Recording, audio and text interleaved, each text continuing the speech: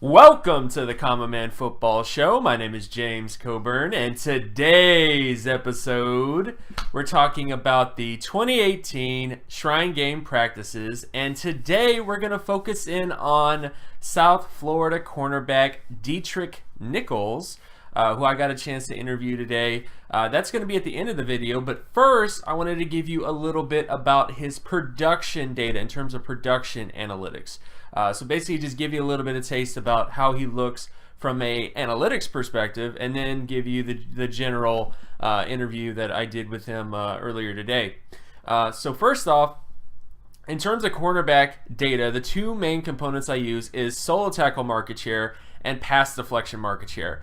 Market share data is something I know a lot of people might get confused about, but all it means is you take an individual defensive statistic and you divide it by the team total statistic. So for example, if a cornerback had 50 solo tackles on a team that had 500 solo tackles, then that cornerback had 10% market share.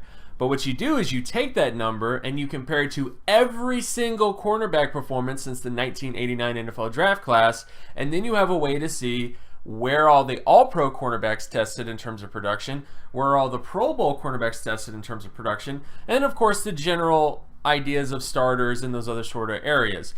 So when we get to this chart right here, and this chart looks at two main things. It looks at the bottom end threshold, which is the lowest score that a all-pro cornerback or a Pro Bowl cornerback scored, and then it also has the average scores, which of course is the average amongst all the cornerbacks that were all-pro or all the cornerbacks that were Pro Bowl players during their career. And when you look at Deatrick Nichols, he had a 73.25 solo tackle market share score and a 77.02 pass deflection market share score. And when you look at the data, he pretty much hits every single bottom end threshold when it comes to a potential multiple all-pro cornerback or a potential Pro Bowl cornerback. And on top of that, when you look at the averages at the position, whether you're talking all-pro or Pro Bowl, he doesn't quite hit the averages when it comes to an all-pro cornerback, but he definitely hits the averages when it comes to a Pro Bowl cornerback. So Nichols is by far one of the better production cornerbacks at this year's Shrine Game. And he's definitely a guy I would check out on film. Film-wise, very, very instinctive guy, very hard hitter. Someone that could play the slot, could play boundary corner. Just a very, very impressive guy on film. And I just wanted to give you guys at the end of this video just a general, my interview with him. And then for later today, I got more interviews set up with a couple offensive linemen like Zach Crabtree. And once we get to that, we'll get all done. So of course, my name is James Coburn. You can find my other work at draftcoburn.wordpress.com. You can also follow me on Twitter at Geometrics. And if you like this content and you want more content like this, be sure to leave a like and subscribe. Share this video as well with anybody that you know. Hit that notification button so that you're always reminded when another video of mine drops. And I'll talk to you guys in the next video. Peace. So how was the week so far?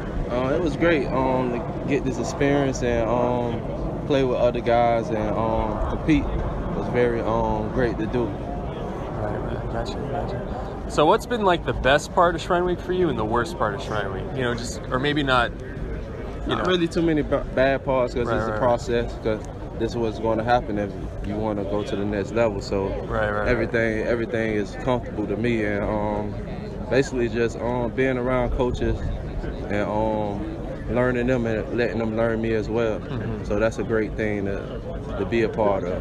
Right. So what's in terms of like teams that you've talked to, what positions have they been, whether corner, slot, a little bit too, or safety even? Basically probably corner or nickel, but it doesn't really matter to me. I'm just trying to play ball. I got you. So who are like the toughest guys you've come up against this week? The dude from Penn State and I don't know the other guy's name. Got jersey number 10, but right. Oh, you mean Fountain? Yeah, they two pretty good guys. I got you. In terms of at South Florida, in terms of your experience there, your career there, what were some of the toughest guys you faced, either there or even high school, even? Valdez was a great receiver, good receiver, helped me out. We competed every day, so that was a good matchup for me. And also, McCants was a great receiver as well. So it was tough out there. Definitely. In terms of like best teams you faced at South Florida. UCF this year was pretty good. They were very good. They deserved it what they got, and it was good like everything like they were. Right. So what are 2 things that you're terrible at, but you know you should be good at, like maybe off the field? I really don't got none. Really, you ain't got nothing you're terrible at. No, not okay. I got you. Right. So in terms of biggest influences, or maybe not even influences, but like obstacles that you've had to face in your career, what were some of the biggest ones, and how did you overcome some of those? I can say when I came in, the losing record that we had, and things like that, just building and staying positive and just shooting forward to be great. Right. Gotcha. Well, the other thing I was going to ask you is, in terms of, because like with you, because a lot of my site deals with football data, analytics, like basically stats, that kind of thing. Yeah. You're one of the most productive guys here, just stats wise, in terms of solo tackles, pass deflection, stuff like that.